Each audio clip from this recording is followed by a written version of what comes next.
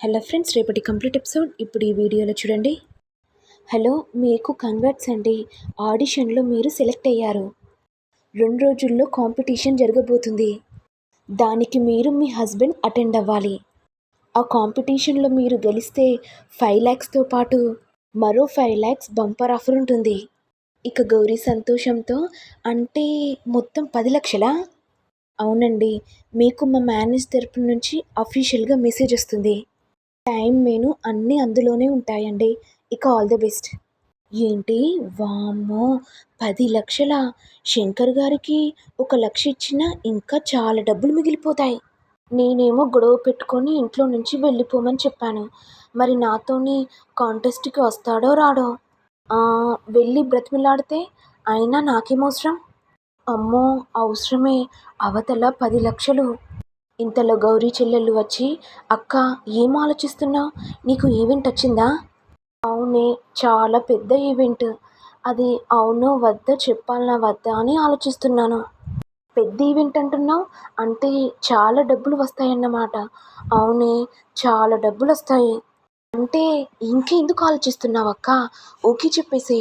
అంటే అది కాదే, కాస్త విచిత్రమైన ఈవెంట్. మనకు ప్యాకేజ్ కావాలి కానీ ఏ ఈవెంట్ అయితే ఏముందక్క, ఓకే చెప్పేసేయ్. అంతే అంటావా? అంతే అక్క. నువ్వు వాళ్లకు డబ్బులు ఇచ్చేసేయాలి, వాళ్ళు ఇంట్లో నుంచి వెళ్ళిపోవాలి. ఇక గౌరీ మనసులో, ఇప్పుడు గెంటేయాల్సిన పొజిషన్ కాదే, బ్రతిమిలాడుకోవాల్సిన పొజిషన్. సరే, మీరు ఇంతలా అంటున్నారు కాబట్టి నేను ఓకే చెప్తున్నాను. త్రివిక్రమ్ గారు అన్నారు కదా, ఎక్కడ నెగ్గాలనో కాదు, ఎక్కడ తగ్గాలనో అని. అంటే ఏంటక్క, నువ్వు చెప్పేది ఏం అర్థం కావట్లేదు. రా, నేను చెప్తాను.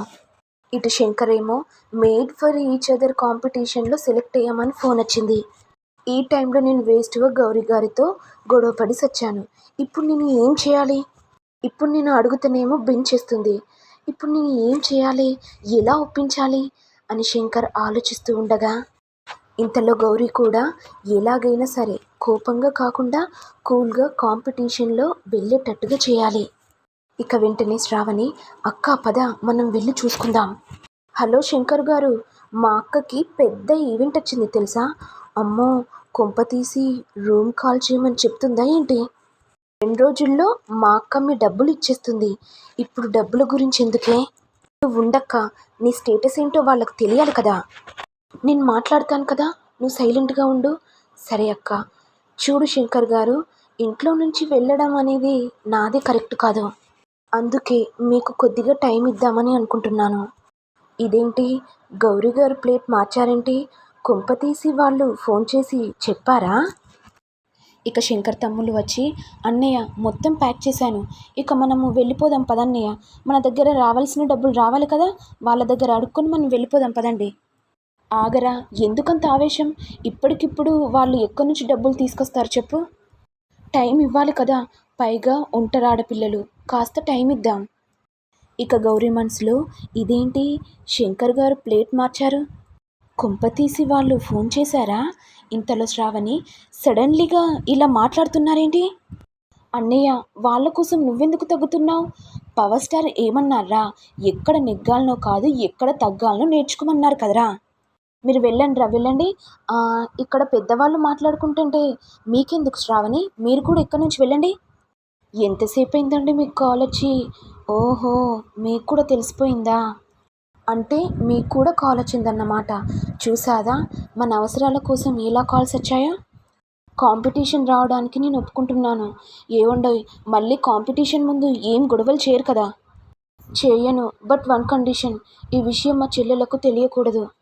ఈ విషయం కూడా మా తమ్ముళ్ళకి తెలియకూడదు.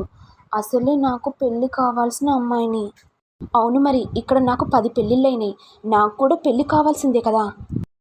మేము ఎవరిని మోసం చేయట్లేదు కదా. అబ్బా ఏవండి, మనం ఎవరిని మోసం చేయట్లేదు, మనకు అందొచ్చింది అందుకుంటున్నాం అంతే.